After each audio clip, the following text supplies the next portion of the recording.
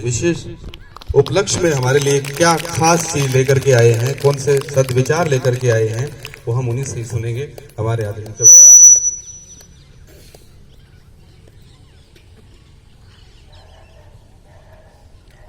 ओम शांति।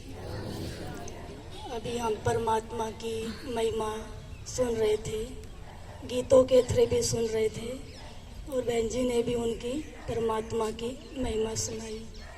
परमात्मा इतना ऊंचे थे ऊंचा, उसकी संतान भी ऊंचे थे ऊंची थी, लेकिन आज के मनुष्य की हालत कैसी हो गई है। जैसे हम खाना खा रहे हैं, कोई भी चीज़ खा रहे हैं, अगर वो पच रही है, अगर वो नहीं पच रही है, नहीं खून बना रही है, एनर्जी नहीं दे रही है, तो वो कोई भी काम का नहीं खाया पिया। अगर खा रहे हैं, पी रहे हैं, वो एनर्जी दे रहा है, शक्ति दे रहा है, तो लोग भी बोलते हैं कि आप क्या खाते हैं, क्या पीते हैं, आपका चेहरा बता रहा है कैसे खिला हुआ है। तो खाया पिया और रहन सहन का भी चेहरे पर असर पड़ता है। अगर हम अच्छा खा रहे हैं, हमारी सोच अच्छी नहीं है, तो वो खाया पिया असर नहीं करेगा। अगर हम दूसरों के लिए बुरा सोच रहे हैं, बुरा विचार रख रहे हैं, तो हम अपने शरीर में जहर घोल रहे हैं। अगर अपने प्रति भी हमारे अच्छे विचार नहीं चलते हैं, अच्छी सोच नहीं चलती है, तो हम अपने शरीर को जहरीला बना रहे हैं, अपनी चमड़ी को विषैला बना रहे हैं, जहर घोल रहे हैं। तो सोच का विचार भी हमारे तन पर, मन पर लगता है। सांप के अंदर खाली जहर होता है, अगर वो जहर निकाल दे तो सांप रस्सी जैसा है, फिर वो कुछ भी नहीं कर सकता, उसका डर नहीं है। लेकिन आज का मनुष्य, बुरा नहीं मानना, आज का मनुष्य बिल्कुल ही जहरीला हो गया है। डंक मारने में देरी नहीं करता कि वो चलता है तो भी डंक मारता है, बोलता है तो भी डंक मारता है, बैठता है तो भी डंक मारता है। सांप के पास जाने से नहीं डरता, शेर के पास जाने से नहीं डरता, लेकिन मनुष्य के पास जाने से आज डर रहा है। चलते चलते किसी ने हमें घूर के देख लिया, टेढ़ा देख लिया, ओखा होके देख लिया, उसके बाद मेरा घंटा 2 घंटा विचार चला, चिंतन चला, तो वो चलते चलते भी जहर डाल गया कि नहीं डाल गया। किसी ने चलते चलते, बैठे बैठे मेरे कान में कोई बात डाल दी कि फलाना व्यक्ति आपके बारे में ऐसा बोल रहा है। वो तो कहकर चला गया। उसके बाद मेरा सारा दिन चिंतन चला कि मेरे लिए ऐसा बोला तो कान में जहर डाल गया कि नहीं डाल गया। किसी ने मेरे को बुरा भला बोला, उसको हम कितना समय याद रखते हैं, उसको तो हम सारी उम्र भर के लिए याद करते हैं कि फलाने व्यक्ति ने फलाने समय पर, फलाने दिन पर मुझे ये बोला था, तो उम्र भर के लिए जहर डाल गया। तो कहने का भाव क्या है कि भगवान ने क्या बनाकर भेजा था, आज इंसान की सोच कैसी हो गई है कि वो क्या से क्या बन गया है। कोई अगर कहे कि मैं भगवान को नित्य नेम याद करता हूँ, 1 घंटा पूजा पाठ करता हूँ, सिमरन करता हूँ, वो तो ठीक है, लेकिन उसके बाद मेरे विचार कैसे चलते हैं। 1 घंटा मैंने पूजा पाठ किया, सिमरन किया, उसके बाद किसी को अपशब्द बोल दिया तो वो सारी शक्ति मेरी कहाँ चली गई। आग के पास बैठेंगे सेका आएगा, झरने के पास जाएंगे शीतलता आएगी, परमात्मा के पास बैठेंगे शक्ति आएगी।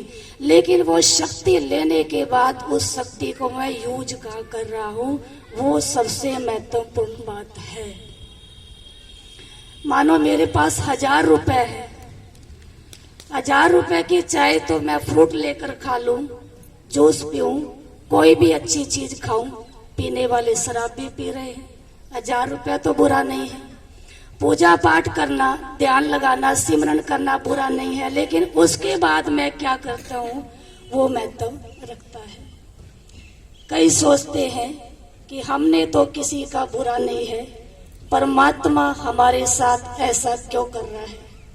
क्या परमात्मा को हमारे साथ कोई दुश्मनी नहीं है? जो दिया है वही लौट कर आता है।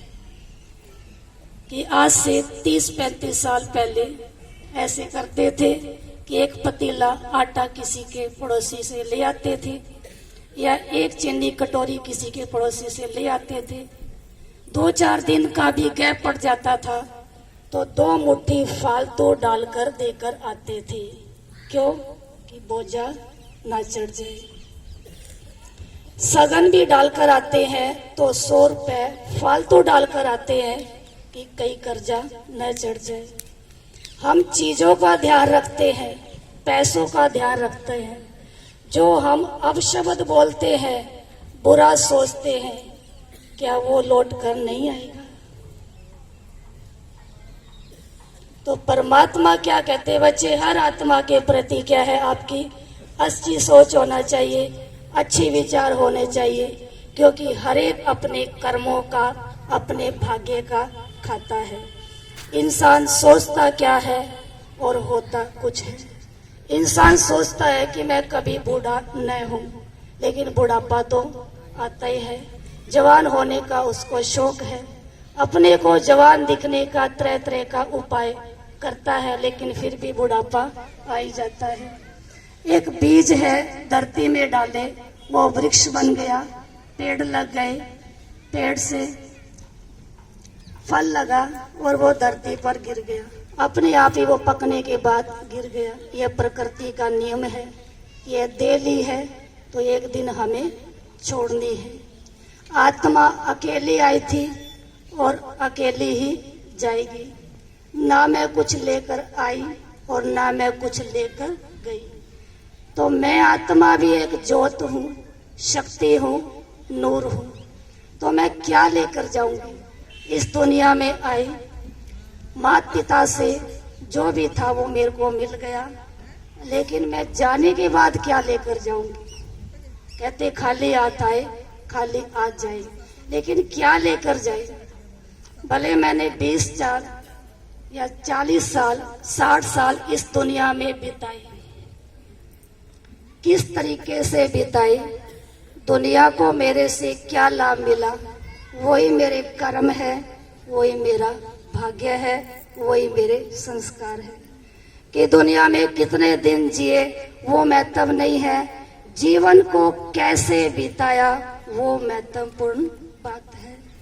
तो सारी बातों का सार क्या है कि हमें अपने कर्मों पर, अपने विचारों पर ध्यान देना है कि जो मैं भी सुखी रहूं और भी सब सुखी रहे। जीवन में उतार चढ़ाव तो आता है और आता भी रहेगा। इस पर एक छोटी सी आपको कहानी सुनाते हैं जो आप पॉजिटिव सोच सकते हैं।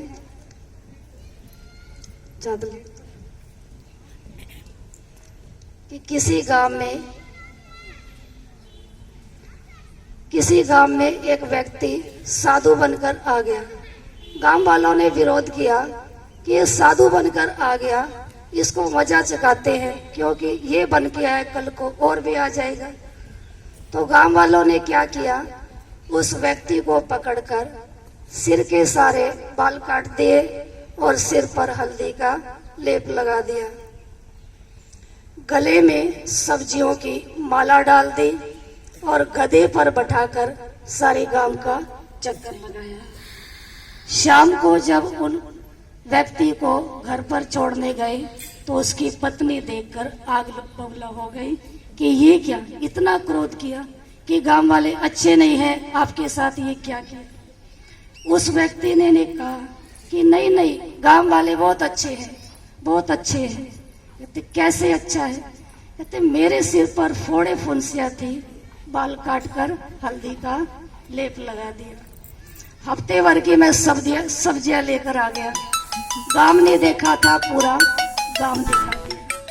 हुआ तो बुरा था, लेकिन उसने क्या किया, पॉजिटिव बना लिया। तो जीवन में उतार चढ़ाव तो आएगा, लेकिन हमें क्या है, पॉजिटिव ही रहना है। अच्छा, ओम शांति।